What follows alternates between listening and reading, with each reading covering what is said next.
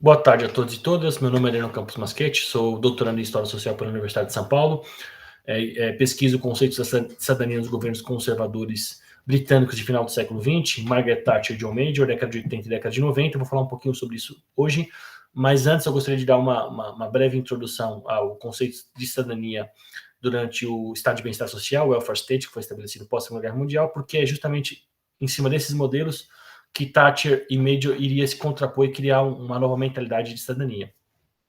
O modelo de bem-estar social britânico desenvolveu-se como resultado de um longo processo de crescimento do poder do Estado e da expansão de suas atividades, tanto na esfera econômica, para tentar mitigar os problemas considerados resultantes do funcionamento do mercado, quanto na esfera social, através da provisão de um número crescente de serviços públicos. O modelo visava implementar um sistema de seguridade social que estender-se para toda a população e garantiria suporte básico à infância, educação gratuita, saúde pública e manutenção do emprego, baseado na ideia de universalismo, abrangência e adequação. Cidadania, neste modelo de Estado de bem-estar social, tornava-se um instrumento essencial na busca de uma sociedade mais igualitária e segura, e os direitos sociais tornavam-se ferramenta essencial nesse processo. A expansão dos direitos sociais e econômicos permitiria que os indivíduos marginalizados participassem plenamente da vida política e social do país enquanto cidadãos. Assim, melhores condições socioeconômicas garantiam maior acesso tanto aos direitos civis quanto aos direitos políticos. Mais do que isso, esses direitos, ao mesmo tempo que permitiriam ao indivíduo o pleno acesso à cidadania, fortaleceriam a coesão social e o senso de identidade, encorajando forte solidariedade comunitária. Cidadania seria, portanto, não apenas um status legal, mas também instrumento para estimular os sentimentos comunitários e fortalecer os laços sociais entre os indivíduos. Por outro lado, essa concepção de cidadania marcaria o fortalecimento da ênfase dos direitos individuais sobre os deveres, que passariam a ser garantidos apenas pela própria virtude de se ser humano. Final da década de 60, começo da década de 70, sobretudo, com a crise econômica do Estado de Bem-Estar Social, as críticas a ele serão ainda mais potentes, tanto à direita quanto à esquerda. No caso que nos interessa aqui são as críticas da nova direita, que vão dar base para os governos conservadores de final do século XX. Para a nova direita, numa situação diametralmente oposta aos pensadores do welfare state, os pensadores da nova direita enfatizavam os enormes problemas que os direitos sociais traziam ao pleno funcionamento da cidadania. Primeiro, parte da nova direita apontava para a tensão entre direitos civis e direitos sociais. Enquanto os primeiros eram direitos contra o Estado, que limitavam seu poder, os últimos eram fornecidos pelo Estado e ampliavam sua influência. Mais do que isso, aumentar impostos e redistribuir recursos minavam direitos civis básicos relacionados à propriedade e à não interferência do Estado na busca individual pela felicidade. Segundo e mais importante ponto, quanto os direitos civis e políticos seriam direitos básicos, direitos sociais seriam essencialmente diferentes, pois se referiam a desejos e aspirações das pessoas, o que tornava a demanda a esses direitos ilimitada. As consequências negativas desse modelo seriam tanto práticas quanto morais. Como direitos que exigem recursos, eles não poderiam ser totalmente garantidos ou cumpridos, apenas prometidos. Primeiro, sendo direitos impossíveis de garantir, sua proteção constitucional seria sempre vaga e indeterminada. Segundo, como direitos imperfeitos, consequentemente, eles gerariam obrigações imperfeitas e, como tal, difíceis de serem estabelecidas. O problema seria que a garantia de direitos sem a devida correspondência nas obrigações encorajaria o aumento da demanda por esses direitos e pouco faria para estimular um comportamento mais responsável. Crescente demanda cada vez maior e mais difícil de se realizar resultariam em crescente descontentamento. A falta de obrigações e a ênfase nos direitos, a facilidade de acesso aos benefícios, a tentativa de se assegurar a realização de desejos e aspirações, tudo isso gerava de indivíduos sem incentivos. Para essa nova direita, os direitos sociais, portanto, os direitos sociais excessivos, estariam incentivando seus beneficiários a aceitarem uma condição de vida passiva e criando uma cultura da dependência. A dependência culture vai ser um tema bem importante nos governos Thatcher, bem frisado pelos governos conservadores e tema central na ideia de cidadania deles. Por fim, a própria forma como o modelo do welfare state se estruturava criava problemas, porque era um modelo, para esses pensadores, era um modelo centralizado, muito pouco atencioso às necessidades e às demandas, muito pouco sensível às demandas do usuário e muito ligado ao que os produtores queriam, né? Ao grupo de interesse dos funcionários públicos. O thatcherismo tem que ser entendido nesse contexto de crise do welfare state e de ascensão da nova direita. O termo cidadania ativa, que foi cunhado pelo Douglas Hurd, que era o home office da Margaret Thatcher no final da década de 80, o active citizenship, né? O que vai significar esse termo? Era o cidadão ativo, era um indivíduo dinâmico, autossuficiente, responsável por suas ações e portador de virtude cívica, apoiado pela necessidade percebida de valores compartilhados e obrigações mútuas desenvolvidas na comunidade local. Essa cidadania envolveria serviços voluntários como dever cívico, que além das contribuições monetárias através do pagamento de impostos.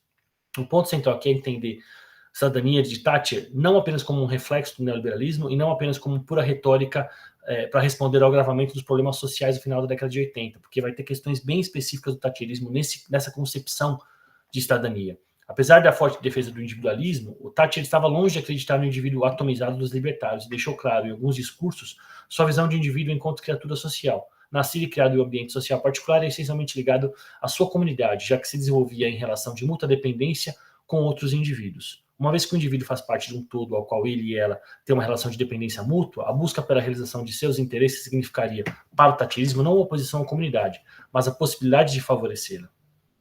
Para Thatcher, sua ideia de indivíduo, longe de ser a do indivíduo atomizado, era do indivíduo consciente e responsável pela sua comunidade. Isso não é o mesmo que afirmar que sua moralidade não fosse individualista, porque era, e muita. Mas tampouco significa que ela acreditasse num indivíduo isolado. Seu individualismo, baseado na ideia de indivíduo responsável, só funcionaria pelo fato de que esse indivíduo estaria sempre inserido em determinada comunidade. Como ela escreveu em um artigo em 1978, somos todos membros e parte um do outro, e os indivíduos se sentem realizados ao servirem aos outros e a Deus. Moralidade, religiosidade, tudo entra na conta do thatcherismo também para entender o indivíduo e a relação indivíduo-estado e comunidade. A maneira como Thatcher ressignifica qualidades individuais como interesse próprio, autoestima e autoconfiança é interessante. Como visto em seus discursos, esses termos quase sempre apareciam ligados a outro termo, responsabilidade. Assim, enquanto encorajava atitudes individualistas, por outro lado, ao menos em teoria, essas noções eram balanceadas pela ideia de responsabilidade. Como ela falou no discurso, liberdade é um lado da mesma moeda de responsabilidade pessoal. Por isso, liberdade para Thatcher não tinha o mesmo significado que para os libertários, pois era sempre limitada pela ideia de responsabilidade. Com Thatcher, a liberdade se tornaria uma ferramenta essencial no desenvolvimento do indivíduo moral. Seria através do exercício da liberdade que o indivíduo desenvolveria a responsabilidade e se aperfeiçoaria como ser moral. Por esta razão que Thatcher afirmava que, sem escolha, falar sobre moralidade era uma ideia vazia. Por esta razão, ela afirmava esse tipo de coisa. O indivíduo só se desenvolveria e se tornaria um indivíduo responsável, um cidadão responsável, se ele fizesse escolhas por eles próprios, segundo, de novo, o que ela falava. E não tendo escolhas feitas por outras pessoas ou pelo Estado. Se liberdade e escolha se relacionam com responsabilidade e moralidade, a existência de uma cultura da dependência, como eles falavam, teria implicações sérias e duradouras para a própria sociedade britânica, porque na formação do caráter do indivíduo tinha um problema, que era a intervenção do Estado. Para os conservadores, o estado de bem-estar social enfraquecia virtudes individuais e, consequentemente, cidadania e comunidade. A sociedade civil, e não mais o Estado, tornava-se o espaço por excelência para preencher as necessidades individuais e dar ao indivíduo senso de pertencimento. Como dizia Brian Griffiths, que era o seu principal conselheiro e chefe da sua Policy Unity, os indivíduos participavam de associações civis, pois apenas juntando-se uns aos outros sentiam realizados enquanto indivíduos. Seria na sociedade civil, na comunidade local, que desenvolveríamos nosso senso de responsabilidade cívica, transmitiríamos nossos valores e, consequentemente, criaríamos nossas identidades. Além disso, sociedade civil significava empoderamento, já que permitia aos indivíduos agirem e fazerem diferença. Assim, ao invés de atomizar o indivíduo, esses conservadores acreditavam estarem resgatando de seu isolamento e retornando ao seu contexto social. Era o Estado, sobretudo o socialista, que acabava com as instituições intermediárias e colocava o indivíduo em contato direto com o Estado e acabava por isolando. Como o Estado não poderia produzir valores, Thatcher se voltava para a sociedade civil. A família, sobretudo a família que era o centro, mas também a igreja, as associações voluntárias e até o mercado, que era visto como parte da sociedade civil, esses sim eram as instituições que formavam o indivíduo e o caráter do cidadão. Portanto, era na sociedade civil que esse cidadão se desenvolvia, como espaço natural de interação, participação e transmissão de valores. O thatcherismo também denunciava a necessidade de reequilibrar, segundo ela, palavras dela, a relação entre deveres e direitos, que havia sido perdida com o sistema implementado no pós-guerra. Direitos eram ressignificados como liberdades tradicionais, não abstratas, garantidas pela comunidade e promotoras de obrigação a serem assumidas pelos membros dessa comunidade. Assim, o thatcherismo transformava deveres em pré-requisitos para o acesso a direitos. Os anos do governo Thatcher influenciaram profundamente o debate acerca do tema cidadania ao final dos anos 80, sobretudo com relação a 3 questões. A ideia de responsabilidade, deveres e obrigações como contrapartida de direitos. Segundo, o restabelecimento da sociedade civil e comunidade enquanto importantes espaços para o exercício de cidadania. E, por último, a ideia de cidadania ativa. Por fim, quando ela vai renunciar no começo da década de 90, e vai entrar um novo conservador no poder como primeiro-ministro, que é o John Major, o cenário vai ser bem diferente daquele encontrado no começo da década de 80. No final do século XX, e inclusive por influência da Thatcher, cada vez mais se fortalecia um consenso político em torno da ideia da importância das escolhas e direitos individuais, bem como de que os mecanismos de mercado poderiam melhorar a eficiência do serviço público. Por outro lado, temas negligenciados nos anos 1980 iriam reaparecer. Após o governo Thatcher, a qualidade de serviços públicos emergiria como uma questão crítica no Reino Unido. Mais do que isso, havia uma sensação geral de que anos de subinvestimento haviam erodido a qualidade dos serviços públicos e crescia a suspeita popular de que mais investimentos eram necessários para o setor. A impressão dos britânicos era de que os conservadores negligenciavam os serviços públicos e esse tema tornaria-se central no início dos anos 90. A sociedade moderna mudava e tornava-se cada vez mais definida enquanto sociedade de consumo. Usuários de serviços locais, grupo que se tornava cada vez mais heterogêneo, passava a demandar que as autoridades locais responsáveis pela provisão de serviços públicos fossem mais sensíveis às demandas destes e não dos provedores. Portanto, a Citizen Charter, a famosa Carta dos Cidadãos, lançada em 1991 como principal programa do governo Major, deve ser analisada como um programa criado em um momento de ascensão dos valores ligados ao consumo, bem como o fortalecimento dos grupos de consumidores. Insere-se também em um contexto marcado por forte rejeição popular do que sempre pareceu desdém de Thatcher pelo setor público. Assim, a elaboração da carta também é parte de um cenário em que os conservadores repensavam sua linguagem, suas ideias e suas práticas. Mas do que se tratava a carta? Logo em sua introdução, a carta definia que, como todos os serviços públicos são financiados por seus cidadãos, esses possuíam o direito de esperar por um serviço de alta qualidade, um serviço atencioso às necessidades do usuário, providenciado com eficiência e um custo razoável. A carta tinha como grande objetivo melhorar a qualidade dos serviços públicos.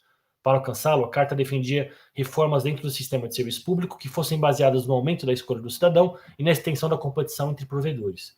Era através da competição e do aumento do poder do usuário dos serviços públicos, via escolhas, que a carta pretendia alcançar seu grande objetivo de melhorar estes serviços. Onde não era possível ou desejável privatizar, era através de regulação e, sobretudo, aumento da competição que se pressionaria para maior eficiência. Por outro lado, e ao contrário de Thatcher, Major demonstrava grande afeição aos serviços públicos e seus funcionários. Major estava disposto a solucionar dois problemas que havia identificado: a cultura dentro dos serviços públicos e a percepção geral de que o partido não se importava com o mesmo. A ideia de cidadania e a relação cidadão-estado também mudavam. O cidadão passava a ser tratado majoritariamente como usuário de serviços públicos, tornando-se também consumidor. Portanto, tendo foco aos usuários de serviço público, a carta, para ser efetiva, deveria voltar-se para a questão dos direitos, pensados de forma análoga àquele que os consumidores possuíam no mercado. Mais do que isso, aproximar o cidadão a consumidor tornavam mais um ator econômico do que um indivíduo que possuía suas necessidades enquanto tal. A carta também equalizava contrato de serviços com direitos. Diferentemente do modelo de cidadania do pós-guerra, que se baseava na ideia de necessidade, agora o usuário dos serviços públicos aproximava-se do consumidor, com suas relações contratuais e seus direitos baseados nos padrões daqueles oferecidos pelo mercado, direitos contratuais relacionados ao consumo de bens públicos e não mais aos direitos sociais. Mas qual a diferença entre a ideia de cidadania de Thatcher e Major? Aí vai depender do enfoque que você vai dar à análise de cidadania que você quer prestar. Portanto, se a análise se dedicar a entender as reformas administrativas, por exemplo, podemos ver continuidade nos governos. Se olharmos para a crítica à burocracia ou a fé nos mecanismos de mercado, também poderemos ver grande similaridade entre eles. Também, como em Thatcher, o indivíduo não o coletivo seria o centro das análises, mas pouca atenção se deu à questão da participação dos cidadãos ou dos direitos sociais e políticos. Por outro lado, se focarmos na visão mais positiva de Major com relação ao Estado e aos servidores públicos, ou mais fundamentalmente sua enorme preocupação com a qualidade dos serviços públicos, então veremos um claro distanciamento dos seus anos com os anos de Thatcher. Então a gente pode ver tanto continuidades quanto rupturas da relação do governo Major e Thatcher com a ideia de indivíduo, comunidade e Estado. E eu encerro por aqui. Agradeço a oportunidade.